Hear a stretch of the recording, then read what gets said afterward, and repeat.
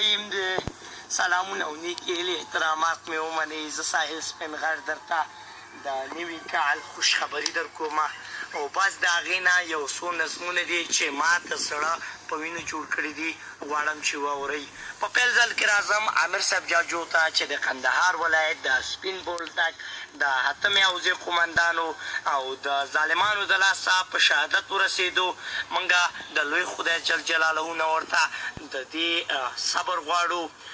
راځمه په چادري کې د چال وکړو، په چادري کې د چال وکړو، تور پنجابی تا خو بیا را باندې وار وکړو.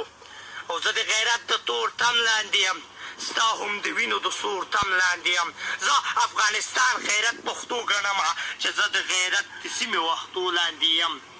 نو عامر صاحب څنګه خپه لاړې؟ عامر صاحب څنګه خپه لاړې؟ د دې ظالم د لاس او سرو وینو هنګامه لاړې. خو یو ځلې بیا زما خاونده خدایه په پنجابیانو باندې ځان پېژنم که د عامر صاحب جاجو غوندې بل لار پیدا شو په دې پنجاب باندې افغان پېژنم. وطنه خوښ شوې لالهزار پاتې شوې، وطنه خوښ شوې لالهزار پاتې شوې، په چغو چغو په چغو چغو ستړی شوې پر مکان پاتې شوې. وطنه ته خبر نه یې چې عامر صاحب جاجو تللی دی، موږ نه خپه لاړو افغان د ابدالو تللی دی. زړه مې وایي چې ځیګر جوړ کړم، بیا په وزیر محمد اکبر خان کې هغې نوم جوړ کړم، بیا به د زړه ټوکړې ټوکړې راچم کړم، بیا د حشمت خلیلو د خیبر پښتونخوا نن جوړ کړم. وایي عامر صاحب خوار نه شي خو عمره دې د خواره مشه، خوار نه شي خو عمره دې د خواره مشه، جاجو صبر د ګل خو عمره دې د بله مشه. وایم تاریخ کې دغسې ابدالیانو زیږئ او د عامر صاحب جاجو غوندې د هره مور افغانانو زیږئ. وایي مورې خبر نه یې چې وطن سوځېدلی دی، مورې خبر نه یې چې وطن سوځېدلی دی. نن د عامر صاحب جاجو غوندې افغان په سرو وینو لړل شوی دی، خو د دې د لاسه بنګامې جوړې دي، نن په سپین بولدک کې حیانې جوړې دي.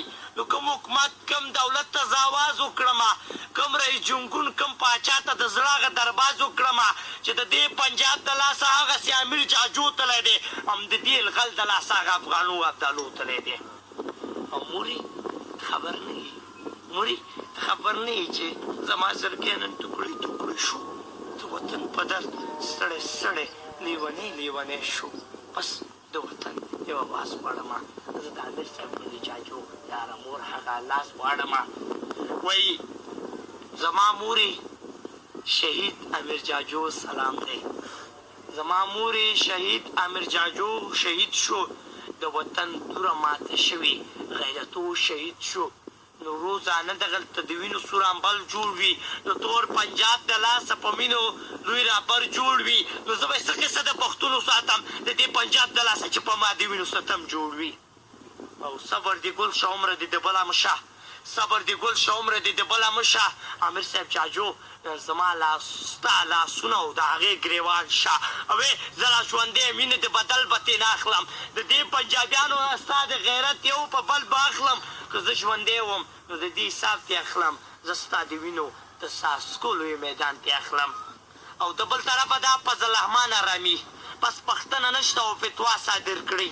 ته نالچه چې په مسلمان کله فتوا چې دا تر امیر صاحب جاجو په خانواده ثابت کړي، په ټول افغان په ټول اسلام ثابت کړي، د تنې سر پرې که زما توریاله چې دا فضل الرحمن په مونږ جهاد فتوا صادره کړي.